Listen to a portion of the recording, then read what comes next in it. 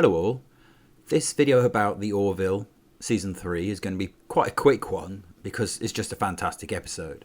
And this is episode 5, A Tale of Two Topas. I'll do a very quick breakdown of the story, but there's not really a lot that needs to be told. It's more the theme that's important.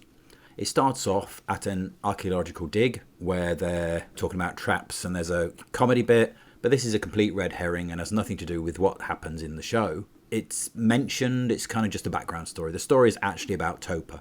It starts with Topa doing a battle simulation and Kelly finding him do that. And Kelly then says that she take Topa under her wing because Topa wants to join the Union and be an officer. And during this exchange and during the time they spend together, Kelly becomes aware that Topa isn't comfortable, doesn't feel quite right. And Kelly obviously knows why, because referring back to a previous episode, Topa was born a girl, and according to Moclan traditions, girls don't exist, so they have them gender reassigned.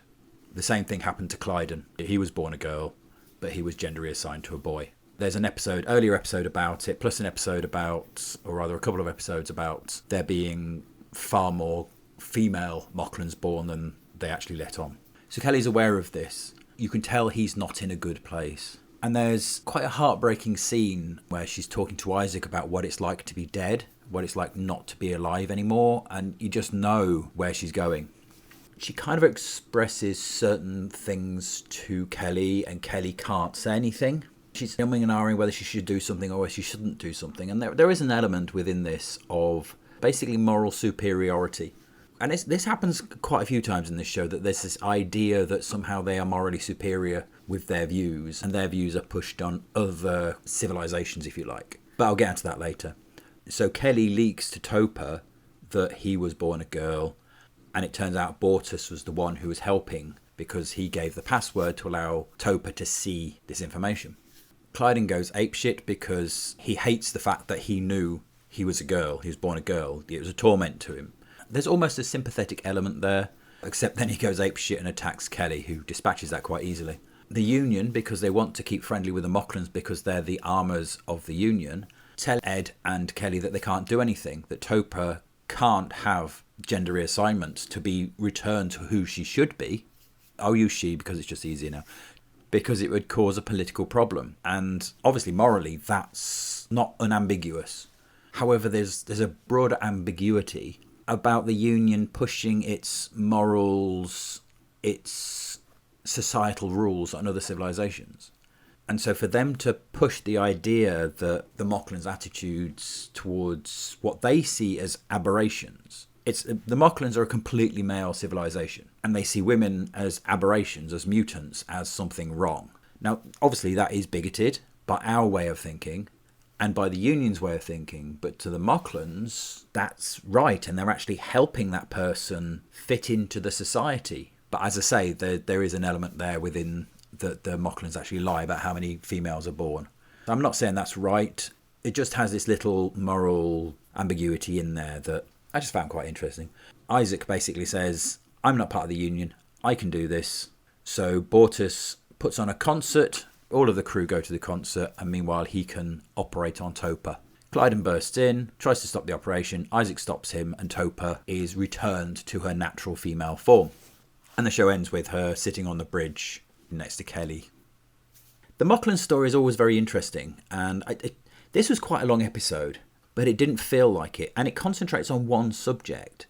As I say, the archaeological stuff is kind of just there. It's just a background to what's going on. It's never goes anywhere any further in the series. But yeah, it's just a fascinating look, and obviously it's an analogy.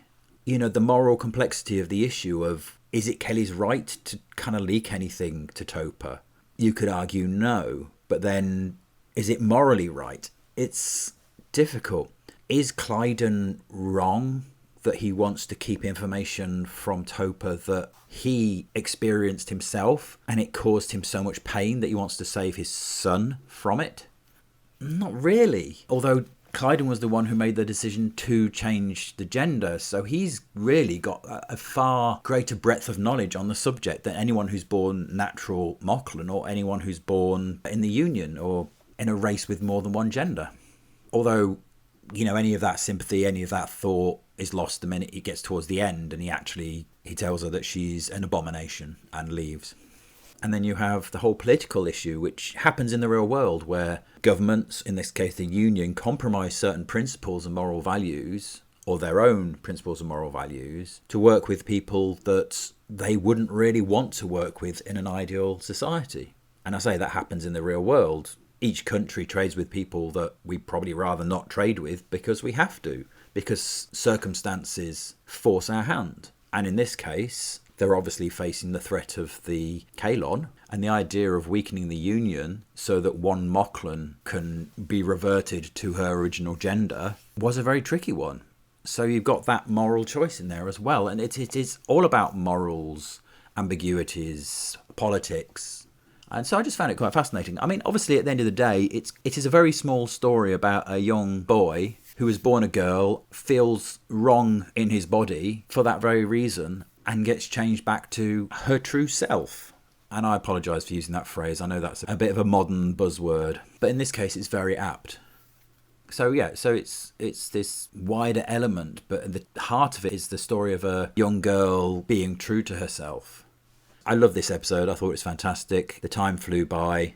It was nice to see some of the philosophy thrown back in there. And whilst there wasn't a great deal of moral ambiguity because it's made pretty clear the Moclans are wrong and the Union are right, I think there is a broader context in there that surrounds the story that doesn't make it as black and white as maybe it appears. And I liked that. I enjoyed that element of it. Before I go, a quick reminder that my comic book is available from my website, and the link is in the description below. Thank you very much for listening. Peace out.